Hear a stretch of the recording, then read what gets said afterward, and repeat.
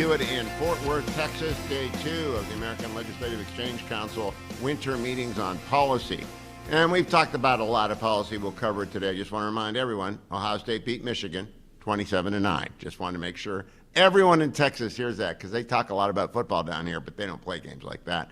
I'm starting off today with our Texas State Senator Phil King, because Senator King agreed to explain to us why redistricting is ensnarled in the courts here, given that California did a jam down.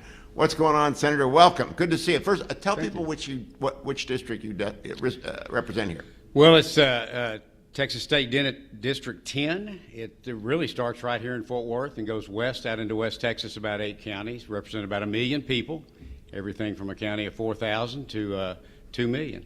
Well, I got to tell you, off the record, because I don't want to offend anyone. It's on the radio, no one will know. Yeah.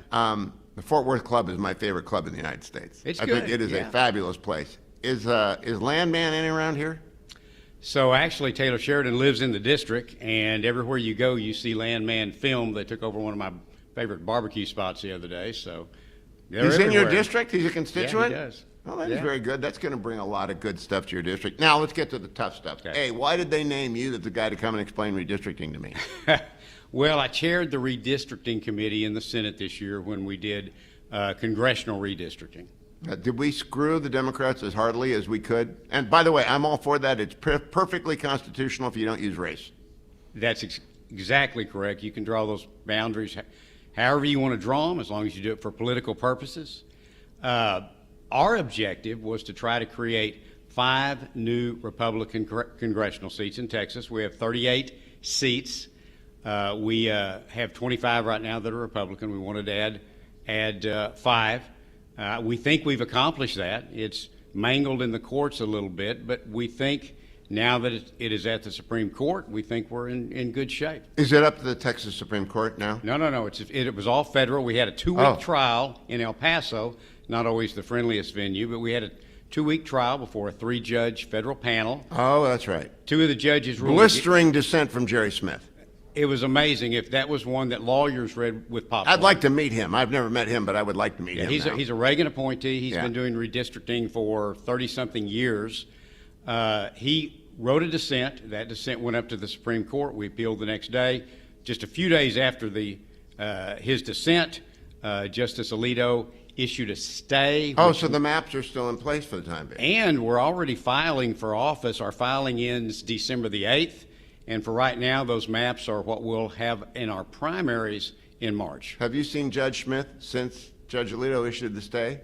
No, but he's on my Christmas card list now. I'll bet you if we just go out and find whoever's smiling the biggest, we got Judge Smith out there. Oh, yeah. What was the reasoning? It was a Trump appointee who wrote it, wasn't it? It was. What was their reasoning? Well, we were all very surprised. Judge Brown was a great justice on the Texas Supreme Court. We were shocked at the angle he took. Did you run over his dog? Well, all I can say is that the reasoning was very flawed. Justice Smith, who's a Fifth Circuit justice, who wrote the dissent, said that in his 34 years of sitting on hundreds of 3-judge federal panels, it was the worst case of judicial activism he had ever seen. Well, a lot of people said he was too hot in his dissent, but I think they toyed with the timing, and I do not think they gave him a chance to put in a dissent so that it could go to the Supremes with a well-argued. So for what he could not do in terms of scholarship, he made up for in volume. Well, and he even said that. He said, this is not my normal scholarly type of dissent, type of report, but they cut me out of the process, which judges do not do. They cut him out of the process. He got the information late. He had to get it out quickly. You usually put it out with the majority's opinion. He did it a couple days later because he didn't have the information, apparently. And so it wasn't super refined, but it was super important. Now, the Democrats are on drugs, and they think that last night losing by 8 in a district that Trump won by 22 means something for next year. What do you think? Well, I'm glad we won. If we didn't, I would have been really, really worried. I think we're in good shape. I think we've got to make sure we just communicate what we're trying to do. Republicans, we're just not good at doing that sometimes, and Democrats are better at messaging. but I think we've got everything going for us. Our reason for wanting these 5 new seats is we know that if the Democrats, if the left control Congress during Trump's last 2 years, we will have nothing but impeachments and inquiries and charges instead of his agenda continuing to advance forward. And everything will stop. Everything will stop. And we got to win the Senate too, or there will not be one judicial appointment. I mean, they'll do the full Chuck Schumer shutdown. We won't get one judge anywhere, no matter how many blue slips come in. Nothing. Now, in terms of the 5 new districts, how close to the margin did you come? Did you give yourselves R3s, R4s, R5s? They're not. For the listener, that means R+3, meaning the Republicans have 3 percentage point over Ds, et cetera. So they're not lay down districts. They're going to have to campaign. I think the president's going to have to come in and help. But they're close to 60% districts in every case. And I think we've got a wonderful chance at Republicans winning those. Well, our definitions of lay down districts are different. So if you're close to 10% in each case, that's 5 new seats. Well, they're seats that are held by Democrats. They're seats that are based on the last election, not the last 5 or 6 elections, which we like to trend those out. But if you look at Trump's performance and Cruz and some others in the last cycle, these should be Republican wins. But we're going to have to work at it, and we have to earn the win. Make my day. Is Jasmine Crockett out? Well, we'll see. I mean, just for the entertainment value, I'd like to see her run. Well, that's true. I mean, she does provide a lot of good ads. But I served with her in the House. Did you? I did, yeah. When I was in the House. Was she crazy then?